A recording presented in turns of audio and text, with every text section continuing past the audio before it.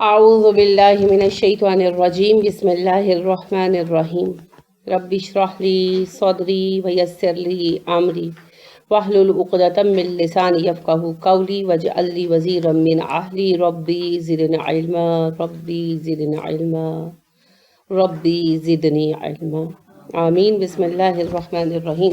سورہ یونس آیت نمبر 102 سے آج ہم پڑھیں گے، آیت نمبر 102۔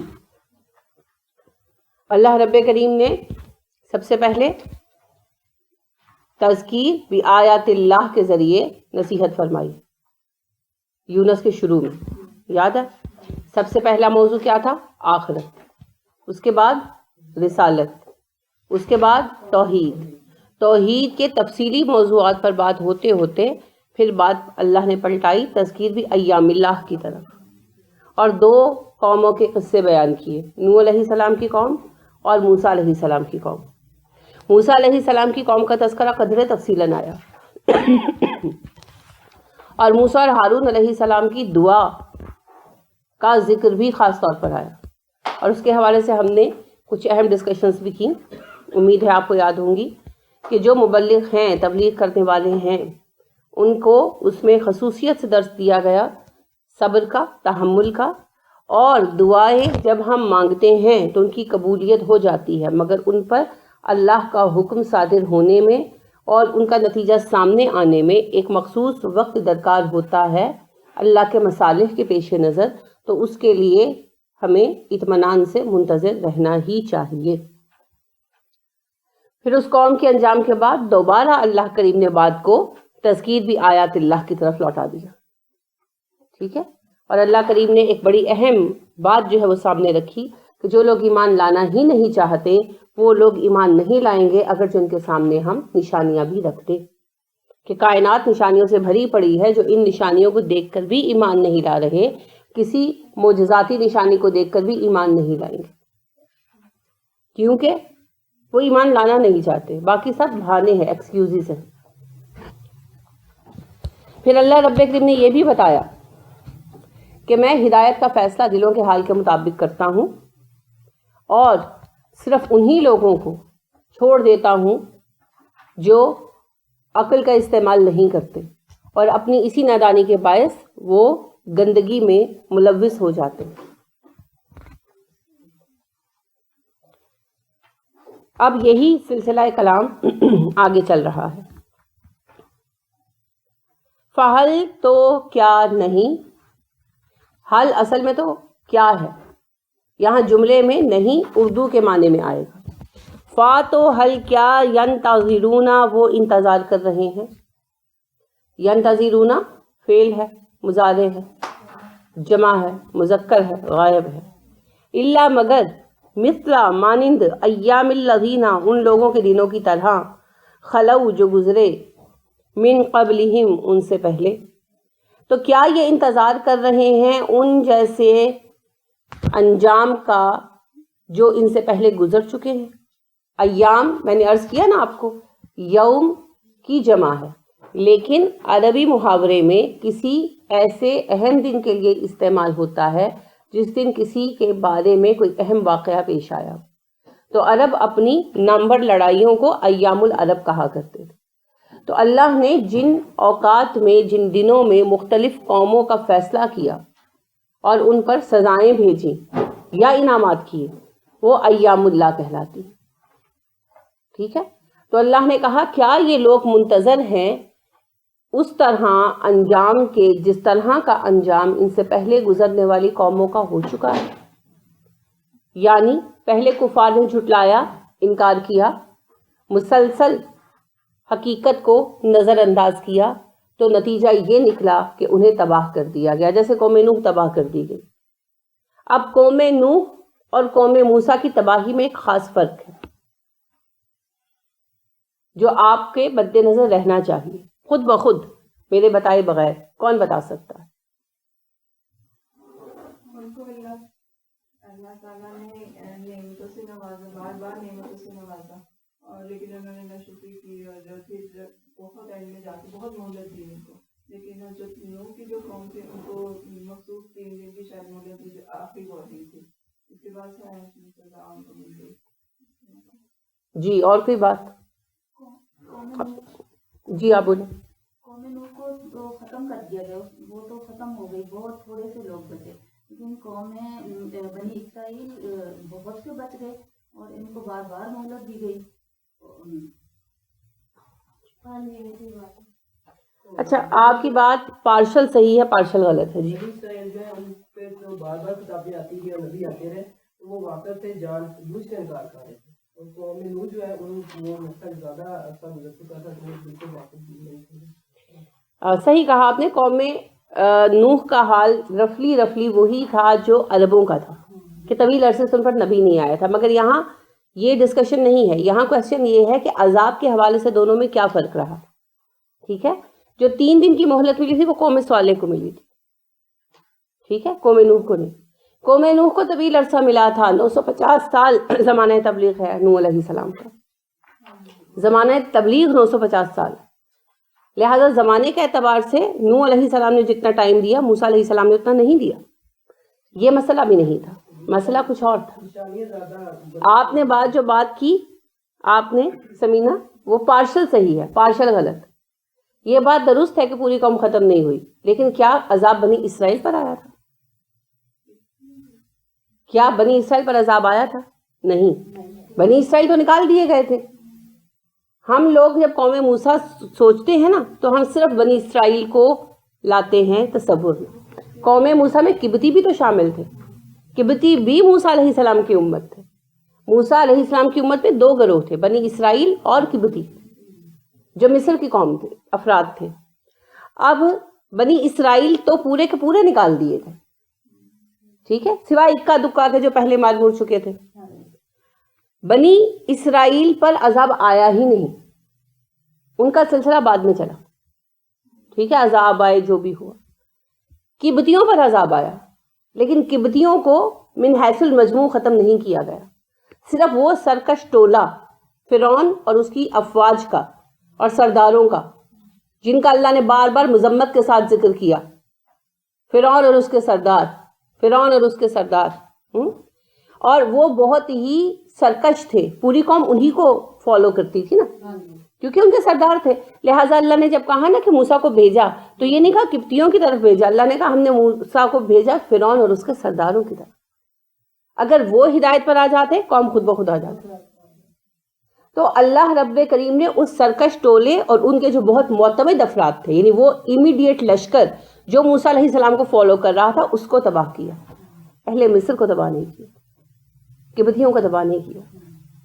جبکہ نوح علیہ السلام کی قوم من حیث المجموع ناکارہ اور نکمی ہو چکی تھی تو پوری قوم کو ختم کر دیا گیا، صرف اہل ایمان بچے. تو فرق تھا دونوں.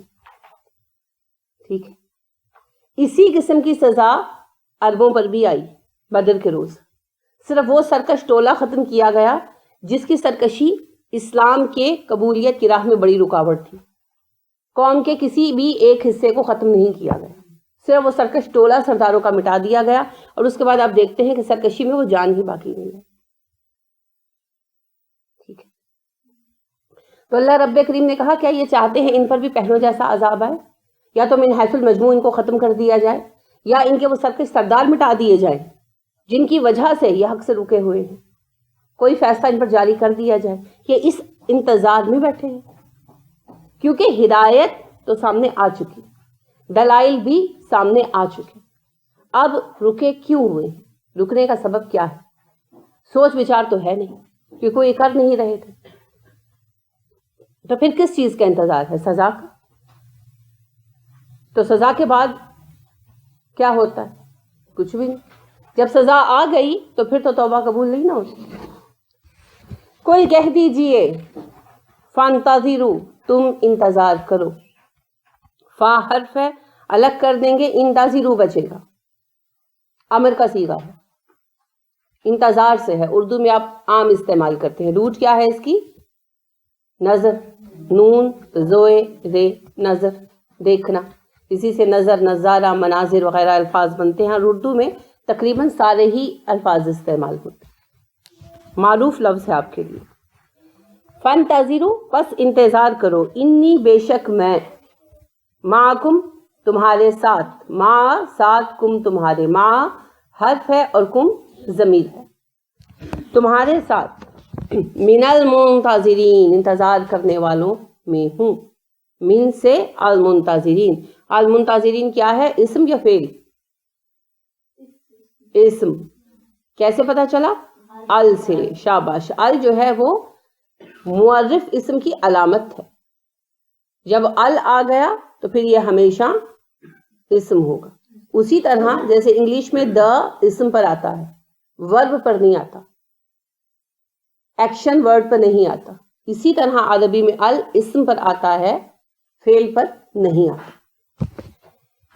المنتظرین جمع ہے اسم کی، منتظرون کا منتظرین کس نے کر دیا؟ من نے، شاباش، من کیا ہے؟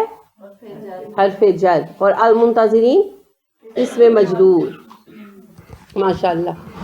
چلیے، من المنتظرین انتظار کرنے والوں میں بھی شامل ہوں۔ اے نبی ان سے کہہ دیجئے تم انتظار کرتے رہو، انی معکم من المنتظرین، میں بھی تمہارے ہمراہ انتظار کرنے والوں میں شامل ہوں، کہ اگر تمہیں یہی منظور ہے کہ تم حق نہ مانو اور اللہ کا فیصلہ نافذ ہو جائے تو تم اللہ کے فیصلے کا انتظار کرو، میں بھی انتظار کر رہا ہوں، فیصلہ تو ہوگا۔ اللہ کریم نے کہا نا، آپ نے سورہ توبہ میں پڑھا غزوہ تبوک کے اعتبار سے، ایسا نہیں ہو سکتا کہ جس حالت میں تم لوگ ہو میں تمہیں اس حالت میں چھوڑ دوں جب تک میں پاک کو ناپاک سے الگ الگ نہ کر دوں۔ کیا نا اللہ نے الگ الگ، تو لہٰذا یہ ہو نہیں سکتا کہ حق و باطل کا کام چل رہا ہو اور اللہ کا فیصلہ نہ آئے، آتا ہے۔ ہاں، فیصلہ کب، کس سٹیج پر جا کر آنا ہے، اسیسمنٹ کا لیول کب ہوگا، یہ اللہ کو پتا ہے۔ جیسے ٹیچر کو پتا ہوتا ہے نا کہ کتنے سلیبس کے بعد اسیسمنٹ کرنی ہے، اسی طرح اللہ کریم کو پتا ہے کہ کتنے کام کے بعد وہ لیول آ گیا کہ اب ان کو اسیس کیا جائے، تو وہ لیول پھر بدر میں جا کر آیا۔ لہٰذا اللہ کا فیصلہ آنا تھا اور آ کر رہا، لہٰذا اللہ کریم نے اپنے نبی صلی اللہ علیہ وسلم سے ارشاد فرمایا، ان سے کہو میں بھی انتظار میں بیٹھا ہوں، دیکھتے ہیں کس کے حق میں فیصلہ آتا ہے، کون تباہ ہوتا ہے اور کون آباد ہوتا ہے۔ ثم پھر ننجی ہم نجات دیتے ہیں، نون کا جو پہلا نون ہے کس چیز کا ہے؟ ضمیر ہے، ٹھیک ہے۔ ویسے ننجی پورا کا پورا کیا ہے؟ متکلم ہے، واحد کے جمع متکلم ہے، شاباش۔ کس کا؟ ماضی کا، مضارع کا؟ مضارع کا۔ ایسی جو علامتیں ہیں نا، الف یعنی حمزہ، یا، تا، نون، یہ مضارع کی ہی علامتیں، ٹھیک ہے۔ ننجی ہم نجات دیتے ہیں، روٹ کیا ہے؟ نون جیم واو، دیکھے بغیر بتایا کرے، نیچے سے جھانکنا نہیں ہے۔ اچھا، آپ پھر یہ میں بات آپ کو یعنی دہراؤں گی آپ کے یاد دہانی کے لیے کہ آپ نوٹس کر رہے ہیں کہ آپ نے اب جب اتنے پارے پڑھ لیے ہیں الحمدللہ، تو کوئی ایسا لفظ شاذ ہی آپ کے سامنے آتا ہے جو نیا ہو، وہی لفظ ہیں، وہی روٹس ہیں اور وہی ان کی شکلیں ہیں، ہے نا۔ کبھی کبھی کوئی لفظ آتا ہے، تو لہٰذا تھوڑی سی مشقت کے بعد قرآن کی عربی اتنی آسان ہو جاتی ہے کہ ہمیں نئی چیزیں کم ہی یاد کرنا پڑتی ہیں۔ تو یہ جو ایک شیطان ہوا بنا کر دکھاتا ہے نا کہ عربی میں ہے کیسے پڑھیں گے، تو یہ بس وہم ہی ہے، گمان ہی گمان ہے، کوئی اس کی حقیقت نہیں۔ ننجی ہم نجات دیتے ہیں، رسولنا رسولنا اپنے رسولوں کو، رسول رسول کی جمع ہے اور نہ ضمیر، یہ کیا ہے ماضی؟ کیوں نہیں؟ کیوں؟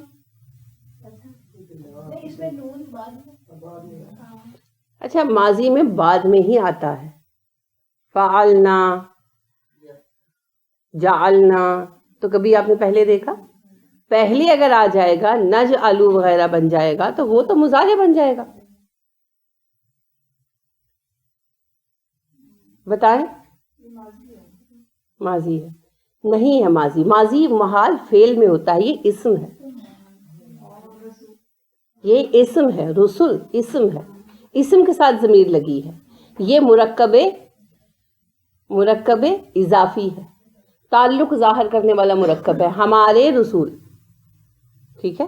اللہ کہہ رہے ہیں ہمارے رسول، مرکب اضافی ایک ذات کا دوسری ذات سے تعلق ظاہر کرتا ہے. اسلم کی کتاب، کمرے کا دروازہ، تمہارا قلم وغیرہ. تو عربی میں پھر ساتھ ضمیر جڑ جاتی ہے اکثر اوقات. تو رسولنا ہمارے رسول مرکب اضافی ہے، اللہ کا اور رسولوں کا تعلق بیان کر رہا ہے. ٹھیک ہے، یہ فرق یاد رہے گا. اگر ضمیر ماضی کے ساتھ جڑی ہے تو پھر تو وہ فعل ہے. ٹھیک ہے، اور فعل کا ایک صیغہ ہوگا وہ آپ ڈھونڈیں گے. اور اگر ضمیر جڑی ہے اسم کے ساتھ تو وہ مرکب اضافی ہوگا. ٹھیک ہے، کبھی کبھی توصیفی بھی ہوتا ہے مگر بہت کم. نارملی مرکب اضافی ہوتا ہے، اضافت کے لیے آتا ہے. رسولنا ہمارے رسول، والذین اور وہ لوگ جو آمنو ایمان لائے. آمنو کیا ہے؟ اسم یا فعل؟ فعل ہے. شاباش، یاد رکھے نا، علامت نظر آ رہی ہے. اور آمنو کا مطلب ہوتا ہے ایمان لائے. کذالک اسی طرح، حقاً واجب ہے، علینا ہمارے ذمے، ننجی ہم نجات دے، المؤمنین مؤمنوں کو. ننجی کیا ہے؟ فعل ہے. کون سا؟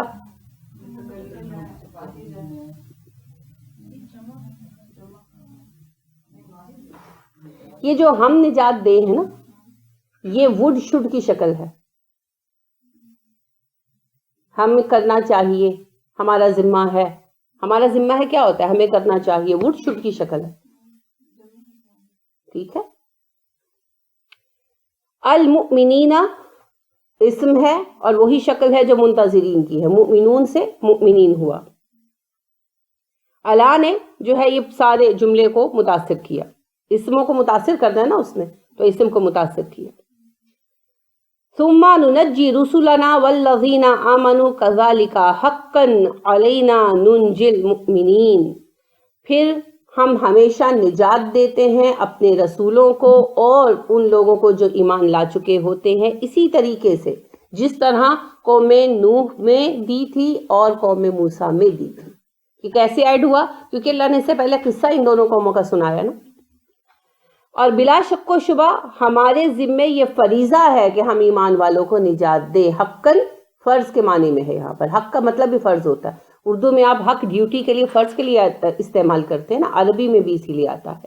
حقاً علینا فرض ہے ہم پر، ننجی المؤمنین کہ ہم مومنوں کو ہمیشہ بچا لیا کرے. تو پہلا مومن کون ہوتا ہے ہر قوم کا؟ اس کا رسول. تو رسول اور مومنین سب بچا لیے جاتے ہیں. تو اللہ کہتے ہیں جس طرح تم دو قصوں میں پڑھ آئے ہو ابھی، قوم نوح اور قوم موسیٰ کے قصے میں، کہ اللہ نے نبی کو بھی بچایا، مومنوں کو بھی بچایا، بالکل اسی طرح اللہ تمہارے معاملے میں بھی جب فیصلہ نافذ فرمائیں گے تو نبی صلی اللہ علیہ وسلم اور مومنوں کو بچا لیں گے، اور تم لوگوں پر جو انکار کر رہے ہو صرف سزا نافذ ہوگی، فیصلہ نافذ ہوگا. اور بے قرار کون ہے فیصلے کے نفاذ کے لیے؟ وہی گروہ جو منکرین کا ہے. تو سزا بھی انہی پر آئے گی. یہ نہ سمجھیں کہ اگر سزا اترے گی تو اللہ کے نبی صلی اللہ علیہ وسلم کو کوئی نقصان ہوگا یا مومنوں کو کوئی نقصان ہوگا. ان کو نہیں ہوگا. اور ہوا نہیں، نقصان تو ہوا ہی نہیں نا، الٹا بہت فائدہ ہوا. بدر کے بعد تو اسلام کا عروج شروع ہوا. بدر وہ پہلا دن تھا جب اسلام واضح قوت کے طور پر ابھرا. اس لیے قرآن نے بدر کو کیا نام دیا؟ یوم الفرقان. کس بنا پر؟ پہلی دفعہ اسلام نے اپنے آپ کو ایک قوت کی حیثیت سے منوایا. اس سے پہلے اسلام چند لوگوں کا ایک نظریہ مانا جا رہا تھا، لیکن بدر کے میدان میں وہ ایک قوت بن کر ابھرا جس نے پوری دنیا کے اگینسٹ اللہ کے دین کو نافذ کرنے کا بیڑا اٹھایا تھا. اسی لیے اسے یوم الفرقان کہا ہے. تو ہمیشہ انبیاء کرام علیہم السلام کا زمانہ تو ختم ہوا، رسول اکرم صلی اللہ علیہ وسلم بلا شک و شبہ آخری نبی ہیں. تو جب بھی دین کا کام ہوگا اور کبھی کشمکش آئے گی تو اللہ ہمیشہ مومنوں کو نجات دیں گے، ان کے لیے راستے نکالیں گے، خواہ یہ کشمکش انفرادی سطح پر ہو یا اجتماعی سطح پر. اس بات کا خوف نہیں رکھنا چاہیے کہ ہوگا کیا. انجام اللہ کے ہاتھ میں ہے. اور اللہ نے کہا العاقبۃ للمتقین، انجام تو پھر متقیوں کے حق میں آتا ہے. تو تقویٰ پر جمے رہیں، دین کا کام نیک نیتی سے کرتے رہیں, انجام کی فکر نہیں کریں. ہمارا ذمہ کام کے معیار کو برقرار رکھنا ہے. رہ گیا انجام, وہ اللہ کی طرف. ٹھیک ہے, اللہ رب کریم نے بڑی خوبصورت بات بیان کی نا سورہ فتح میں, یہ تمہارے متعلق اے نبی صلی اللہ علیہ وسلم منتظر ہیں کہ تم پر کوئی مصیبت آئے, تم کسی آزمائش میں پھنس جاؤ, اور تمہارے ساتھ مومنین بھی. تو آپ ان سے کہہ دیں تم ہمارے بارے میں جس بات کا انتظار کر رہے وہ 2 اچھائیوں میں سے ایک اچھائی ہے, یا ہم شہادت پائیں گے اور یا ہم فتح پائیں گے. کیونکہ مومن کے لیے ہر حال میں کامیابی. یہی بات نبی کریم صلی اللہ علیہ وسلم ارشاد فرماتے ہیں کہ مومن کا عجیب حال ہے, اسے ایک کانٹا بھی چبھتا ہے تو اس کے لیے ایک نیکی لکھ لی جاتی, یہاں تک وہ زندگی کے مصائب کا سامنا کرتا ہے, حتیٰ کہ مرض الموت سے گزرتا ہے. تو جب اللہ کے حضور حاضر ہوتا ہے تو گناہوں سے اس طرح پاک ہوتا ہے جیسے آج ہی ماں کے پیٹ سے جنا. تو دین کی راہ میں جب آپ کام کر رہے ہیں خلوص نیت کے ساتھ, تو ناکامیاں بھی در حقیقت کامیابیاں ہی ہیں, کیونکہ ان پر جو صبر ہے وہ بھی مومنوں کے درجات کو بڑھانے کا ذریعہ ہے اور دین کے پیغام کو بھی بڑھانے کا ذریعہ ہے. آپ دیکھیے طائف میں جو کچھ نبی کریم صلی اللہ علیہ وسلم کے ساتھ ہوا, آپ صلی اللہ علیہ وسلم نے اس پر جو صبر و برداشت کا مظاہرہ کیا, کیا لوگوں کو پتہ نہیں چلا ہوگا؟ پتہ چلا نا. طائف والوں نے خود بھی سنایا ہوگا مزے لے لے کر, ویسے بھی بات عام ہوئی. عتبہ بن ربیعہ نے دیکھا تو مکہ میں بات پہنچی, مسلمانوں سے, صحابہ سے, دوسرے لوگوں کو, جان پہچان والوں کو بات پہنچی. تو نبی کریم صلی اللہ علیہ وسلم کی شخصیت ابھر کر سامنے نہیں آئی؟ آئی نا, کہ ان صاحب میں اتنی برداشت کس مقصد کے لیے, کیوں یہ سب کچھ برداشت کیوں کر رہے ہیں؟ کیونکہ آپ کا ہر قدم اگلے کو سوچ میں ضرور ڈالتا. لہٰذا خالد بن ولید رضی اللہ عنہ جو تھے, پہلی مرتبہ اسلام کے متعلق کب سوچا؟ احد میں. احد کے روز جب خالد رضی اللہ عنہ نے پیچھے سے حملہ کیا اور مسلمان ڈسپرس ہو گئے, تو جب حملے کی شدت تھی تو خالد جو ہے وہ ایک ٹیکرے پر کھڑے تھے, بلندی پر تھوڑی چڑھ کر کھڑے تھے میدان کا جائزہ لینے کے لیے. تو نبی کریم صلی اللہ علیہ وسلم کو دیکھا تو آپ صلی اللہ علیہ وسلم کا جو اطمینان تھا, حالانکہ اس وقت آپ شدید زخمی تھے اور صحابہ بھی سخت زخمی اور پریشان تھے, اور کئی آپ کے عزیز ترین لوگ جو ہیں وہ شہید بھی ہو چکے تھے اور جنگ مسلمان ہار چکے تھے. As a matter of fact آپ کی سپاہی ہونی تھی بس. تو آپ صلی اللہ علیہ وسلم میدان چھوڑ کر بھاگے نہیں. اس صورت میں 2 ہی راستے ہوتے ہیں, ایک میدان چھوڑ کر نکل کر سپہ سالار جان بچا لے, اگر آپ نکل جاتے تو مسلمانوں کی جمعیت ماری جاتی, اور دوسرا راستہ یہ تھا کہ اپنی جان پر کھیل کر آپ صلی اللہ علیہ وسلم لشکر کو اکٹھا کریں بحیثیت سپہ سالار اور پھر ان کو لے کر نکلے وہاں سے. اور آپ صلی اللہ علیہ وسلم نے اسی بات کو ترجیح دی. آپ صلی اللہ علیہ وسلم وہیں ڈٹے رہے, صحابہ کو واپس بلایا. جب اکٹھے ہوئے تو پھر حکم دیا اچھا اب سب پہاڑ پر چڑھو. تو دستے کر کر کے, ایک ایک 2 دستے کر کے سب پہاڑ پر چڑھے, اور آپ صلی اللہ علیہ وسلم پھر آخر میں صحابہ کے ساتھ چڑھے سارے لشکر کو محفوظ کرنے کے بعد. تو کامیاب پسپائی اختیار کی. تو خالد نے جب آپ صلی اللہ علیہ وسلم کو اس شدید وقت میں بھی میدان میں جمے دیکھا تو تب پہلی دفعہ خالد کے ذہن میں یہ خیال آیا کہ یہ سب کیا ہے, یہ کیوں اس طرح جمے ہوئے ہیں, کیوں میدان سے ہٹ نہیں جاتے, اپنی جان کیوں نہیں بچاتے؟ اگر دنیا پرست ہوتے, اگر جاہ طلب ہوتے, اگر شہرت مطلوب ہوتی تو جان بچا کر بھاگ جاتے. کیوں رکے ہوئے ہیں؟ مقصد کیا ہے؟ اصل غرض و غایت کیا ہے؟ یہی وہ سوال تھا جس پر خالد سوچتے رہے, اور پھر حدیبیہ کی صلح کے بعد خالد مسلمان ہوئے. تو آزمائش بھی آتی ہے نا, تو مسلمانوں کا کردار واضح کرنے کے لیے آتی ہے. اسی طرح آپ دیکھیے کہ تبوک میں جو مسلمان پیچھے رہ گئے ان کو اللہ رب کریم نے سزا دی. تو اس سزا میں بھی کیا ظاہر ہوا, یعنی کہ کیا نتائج نکلے؟ توبہ میں ہم نے اسے تفصیلاً ڈسکس کیا, یاد ہے؟ مسلمانوں کی استقامت, اپنے جرم کو یا غلطی کو قبول کرنا, اور اس کی وجہ سے جو سزا مل رہی ہے امیر کی طرف سے اسے خوش دلی کے ساتھ قبول کرنا. پھر مسلم معاشرے کی یہ خوبی کہ اپنے ان بھائیوں کو جو کسی وجہ سے زیر عتاب آ گئے ہوں ڈسپلن کی وجہ سے، نظم و ضبط کی وجہ سے بے شک چھوڑ دیا، مگر دلوں سے دور نہیں کیا۔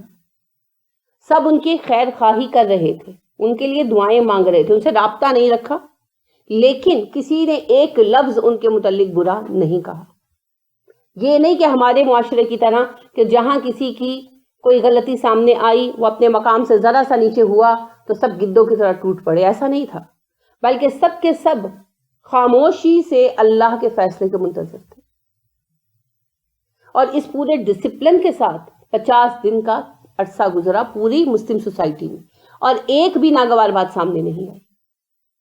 آپ سوچ سکتے ہیں کہ جو وفود اس عرصے میں آ رہے تھے، کیونکہ آپ نے پڑھا ہے کہ تبوک کے بعد بہت وفود آئے، تو جو وفود آ رہے تھے، جو لوگ ملنے کے لیے آ رہے تھے، ان کے اوپر کس قدر شدید مثبت اثرات مرتب ہوئے ہوں گے اس ڈسپلن کے، کہ یہ کس قدر پابند اور منظم لوگ ہیں، یہ کس قدر خیر خواہ لوگ ہیں، ان کا ایک دوسرے کے ساتھ تعلق کتنا شدید اور جڑا ہوا ہے۔ تو جب مصیبت بھی آتی ہے نا، تو اس میں بھی بہت کچھ خیر ہوتی ہے، مسلمانوں کا پیغام ابھر کر سامنے آتا ہے۔ آپ موجودہ حالات میں اگر دیکھیں تو 9/11 کا جو واقعہ پیش آیا، چاہے وہ حادثہ تھا یا وہ سازش تھی، جو کچھ بھی تھا، مسلمانوں پر وقتی طور پر بہت مصیبت ٹوٹی، لیکن اس مصیبت میں سے کیسی خیر پھوٹی نا۔ مسلمان سوئے پڑے تھے، خواب خرگوش سے بھی کوئی آگے کی چیز تھی جو ٹوٹ ہی نہیں رہی تھی۔ اس مصیبت کے بعد، اس انٹرنیشنل لیول کی ذلت کے بعد مسلمانوں کو ہوش آیا۔ تبلیغ نے جو زور اس کے بعد پکڑا ہے، اس سے پہلے نہیں تھا، ایسے ہی ہے۔ اور دوسری طرف یورپین اقوام، امریکہ اور برطانیہ کے لوگ، یہ لوگ نہیں جانتے تھے اسلام کے بارے میں کچھ بھی، مگر اتنا ڈھنڈورا پٹا اسلام کا، مسلمانوں کا، کہ انہوں نے پھر جاننا شروع کیا کہ یہ کون ہے، کہاں کے لوگ ہیں، کس طرح کے ہیں، کوئی ایلین ہیں، کیا ہیں یا ہے۔ تو اس طرح اسلام کو جاننے کی، تجسس کی رگ جو ہے ان کی پھڑکی، اور انہوں نے اسلام کے متعلق معلومات حاصل کی، تو یہ خیر پھوٹی۔ تو اگر مصیبت میں ہم استقامت دکھائیں گے تو اس میں بھی خیر نکلے گی، ٹھیک ہے۔ تو اللہ رب کریم یہی یہاں بتا رہے ہیں کہ جب بھی اللہ کا فیصلہ نافذ ہوتا ہے، اللہ ایمان والوں کو بچا کر نکال دیتے ہیں، وہ کبھی بھی اس عذاب کی لپیٹ میں نہیں آتے۔ رہ گئی آزمائشیں تو اس میں سے خیر نکلتی ہے، اور آزمائش اس لیے بھی ہوتی ہے کہ ہم ترقی پا سکیں، آگے بڑھ سکیں، ارتقا ہو سکے ہمارا اخلاقی، روحانی۔ تو اس لیے بھی آزمائشیں ضروری ہیں۔ ہم کیوں ٹیسٹ لیتے ہیں بچوں کا؟ ٹیسٹ لیتے ہیں نا بچوں کا، اپنے بچوں کا گھروں میں لیتے ہیں، اسکولوں والے اسکولوں میں لیتے ہیں، ٹیوشنز والے ٹیوشنز میں لیتے ہیں۔ کیوں لیتے ہیں ٹیسٹ؟ تاکہ وہ زیادہ بہتر اسٹوڈنٹس بن سکیں، ان کی تعلیمی ترقی ہو سکے۔ تو اللہ کریم بھی مختلف ٹیسٹ بنا کر دیتے ہیں، تاکہ جو دین پر چلنے والا ہے، طالب علم ہے، دین کا پابندی کرنے کی خواہش کرنے والا ہے، تو وہ بندہ جو ہے ترقی کے مدارج طے کر سکے۔ امتحان اسی لیے ہوتا ہے، خواہ دنیا کا ہو، خواہ دین کا ہو۔ کوئی کہہ دیجئے یا ایھا الناس، اے انسانوں، ان اگر تم ہو، فی شک میں مبتلا، من دینی، میرے دین کے بارے میں، فلا تو نہیں، اعبدو، میں عبادت کرتا، الذین، ان ہستیوں کی، تعبدون، جن کی تم عبادت کرتے ہو، من دون اللہ، اللہ کے سوا، ولیکن، لیکن، اعبدو، میں عبادت کرتا ہوں، اللہ کی، الذی، وہ جو، یتوفاکم، فوت کرے گا تمہیں، وامرت، اور مجھ کو حکم دیا گیا ہے، ان کے اکونا، میں ہو جاؤں، من المؤمنین، مومن، ایمان والا، مومنوں میں شامل۔ اے نبی صلی اللہ علیہ وسلم، اعلان کر دیجئے کہ اے انسانوں، اگر تمہیں میرے دین کے بارے میں کوئی شک و شبہ ہے تو میں تمہیں وضاحت سے بتا دیتا ہوں۔ میں ان ہستیوں کی عبادت نہیں کرتا جنہیں تم اللہ کے علاوہ پوجتے ہو، بلکہ میں تو صرف اس ایک اللہ کی عبادت کرتا ہوں جو تمہاری موت کا مالک ہے، اور مجھے یہ حکم دیا گیا ہے کہ میں مومنوں میں شامل ہو جاؤں۔ پہلی بات خطاب کس سے ہے؟ اہل مکہ سے. یا ایھا الناس، ساری دنیا کے لوگوں جان لو، جس میں ہم بھی شامل ہیں. خصوصیت سے ہم شامل ہیں. ہم کون؟ جو کہتے ہیں مسلمان، اور پھر جا کے ماتھے ٹیکتے ہیں قبروں پہ، مزاروں پہ، اور کہتے ہیں یہی اسلام ہے. اللہ نے کہا اگر ذرہ برابر تمہیں کوئی شبہ ہے کہ کیا دین ہے، سمجھ نہیں آ رہا، یا کوئی بات تمہیں ایمبیگوس لگ رہی ہے، غیر واضح لگ رہی ہے، تو میں واضح کیے دیتا. میں صرف ایک اللہ کو مانتا ہوں، اسی کی عبادت کرتا ہوں، اس کے سوا کسی کی عبادت نہیں کرتا جن جن ہستیوں کو تم پکارتے ہو. ٹھیک ہے. اب یہ کون لوگ تھے جن کو اہل عرب پکارتے تھے؟ اہل مکہ پکارتے تھے. نیک افراد، ان کے عہد کے نیک افراد، جنہیں انہوں نے نیکی کی بنا پر پکارنا شروع کر دیا تھا. اور آپ کو بخوبی پتا ہے، آپ تفصیلاً پڑھ چکے ہیں کہ وہ ان کی عبادت نہیں کرتے تھے. پڑھا ہے نا؟ وہ عبادت نہیں کرتے تھے. سورہ یونس کے آغاز میں بھی یہی بات ڈسکس ہوئی. اللہ نے خود کہا کہ ان سے پوچھو زمین و آسمان کس نے پیدا کیے، کون ہے جو تمہیں رزق دیتا ہے، اور یہ تمہیں جواب میں کہیں گے کہ اللہ. تو وہ مانتے تھے کہ کائنات کا خالق اللہ ہے، مالک اللہ ہے، رزق دینے والا اللہ ہے، اولادیں دینے والا اللہ ہے، مصیبتوں سے بچانے والا اللہ ہے. لیکن کچھ سفارشی ہیں جو ہماری دعائیں قبول کرا دیتے ہیں، اس لیے کہ ہم بہت گنہگار ہیں اور ہم اس لائق نہیں ہیں کہ اللہ سے اپنی بات کہہ سکیں. تو کوئی وسیلہ، کوئی واسطہ، کوئی ذریعہ ڈھونڈنا چاہیے. تو ان نیک افراد کو وہ وہی وسیلہ، وہی ذریعہ، وہی واسطہ بناتے تھے. بالکل اسی طرح جیسے ہم کرتے ہیں کہ جی ہم گناہگار ہیں، ہماری دعا قبول نہیں ہوتی، وہ اللہ کے نیک بندے ہیں، ان کی قبر پر جا کر ہم کہیں گے، وہ ہماری دعا پیش کریں گے، دعا قبول ہو جائے گی. منوان وہی سلسلہ ہے. فرق صرف اتنا ہے، ہم نے قبروں کو یادگار بنا لیا، انہوں نے بتوں کو یادگار بنا لیا. That's all. اور کوئی فرق نہیں، کوئی فرق نہیں. ٹھیک ہے. تو شرک ہے، چاہے بت بنا کر کیا جائے اور چاہے قبر بنا کر کیا جائے. تو اللہ نے اپنے نبی صلی اللہ علیہ وسلم سے کہا واضح طور پر بتا دو. وضاحت کیوں کروائی؟ تاکہ کسی کو کوئی تھوڑا بہت شک ہے نا تو وہ بھی کلیئر ہو جائے. اسی لیے آپ کو منع کرتے ہیں قرآن مت پڑھیں، کیونکہ قرآن پڑھیں گے گنجائش نہیں نہ رہے گی. اب دیکھیں ایک آیت، یہی ایک آیت کوئی ایک بندہ پڑھتا ہے تو وہ پھر کس طرح کسی اور کو پکارے گا؟ پھر یہ ٹائٹل دیا جاتا ہے قرآن پڑھنے والے وہابی ہو جاتے ہیں. اب اگر قرآن پڑھ کے وہابی ہوتے ہیں تو پھر وہابیت ہی صحیح، کیونکہ اللہ نے تو قرآن اتارا نا. لہٰذا اللہ رب کریم کے سوا کسی کو بھی پکارنا شرک، کسی کو بھی پکارنا شرک. ہم نبی کریم صلی اللہ علیہ وسلم کی پوری زندگی کو دیکھ رہے ہیں، ہمارے سامنے ہے. آپ صلی اللہ علیہ وسلم کی بہت ساری دعائیں آپ نے یاد کی ہوں گی. آپ صلی اللہ علیہ وسلم کی ہم تک بہت ساری دعائیں پہنچی ہیں، تقریباً 250 کے قریب. ملا علی قاری علیہ رحمہ نے حدیث کی سب دعائیں جمع کی، بڑا خوبصورت مجموعہ بنایا انہوں نے، اور اس میں انہوں نے یعنی ضعیف احادیث بھی جمع کی، سب حدیث کی دعائیں جمع کی. الحمدللہ میں ساری پڑھتی رہتی ہوں. میں نے ایک دعا ایسی نہیں پائی اس میں جس میں کبھی اللہ کے نبی صلی اللہ علیہ وسلم نے دعا کی ہو کہ یا ابراہیم میری مدد فرما دیجئے، یا ابراہیم میرے لیے دعا کر دیجئے، یا اسماعیل میرے لیے دعا کر دیجئے، یا اللہ اسماعیل کے صدقے سے تو میری دعا قبول کر لے. کبھی اس طرح کی بات نہیں کی اور کبھی کسی کو نہیں پکارا. حالانکہ اگر کسی نیک انسان کو وسیلہ بنا کر اس سے دعا کی جا سکتی کہ ابراہیم علیہ السلام میری یعنی فلاں بزرگ جو ہے میری دعا قبول کروا دے، میں ان سے دعا مانگوں اور وہ میری دعا آگے پہنچا دیں، تو ابراہیم علیہ السلام بہت لائق ہیں اس کے کہ ان سے دعا مانگی جاتی ہے نا. کیونکہ اللہ نے ابراہیم کو کیا کہا؟ خلیل. خلیل، خلیل بیسٹ فرینڈ کو کہتے ہیں، تو خلیل کہا اپنا. اور رسول اکرم صلی اللہ علیہ وسلم کون سے دوہرا رشتہ تھا، ایک نسب کا اور ایک نبوت کا، ہے نا. تو آپ صلی اللہ علیہ وسلم سب سے زیادہ حقدار تھے کہ ابراہیم علیہ السلام کو سفارشی بنائیں، اگر سفارشی بنانے کا کوئی جواز ہوتا. صحیح کہ نہیں؟ آپ صلی اللہ علیہ وسلم کے جد امجد ہے نا، اور آپ صلی اللہ علیہ وسلم کی خاص نسبت ہے ان کے ساتھ. تو دعا میں بھی آپ صلی اللہ علیہ وسلم نے، درود میں بھی ہمیں کیا سکھایا؟ اللہ ویسی رحمتیں بھیج محمد صلی اللہ علیہ وسلم پر جیسے ابراہیم علیہ السلام پر بھیجی. تو خاص واسطہ ہے آپ کا ابراہیم علیہ السلام سے، نسب کا بھی اور نبوت کا بھی. تو آپ صلی اللہ علیہ وسلم نے کبھی کسی دعا میں انہیں سفارشی نہیں بنایا، کبھی نہیں بنایا. تو لقد کان لکم فی رسول اللہ اسوۃ حسنہ. اسی سے یہ بات ثابت ہو جاتی ہے کہ دعا اللہ سے براہ راست مانگی جائے گی، کسی کو وسیلہ واسطہ بنانا جائز نہیں ہے.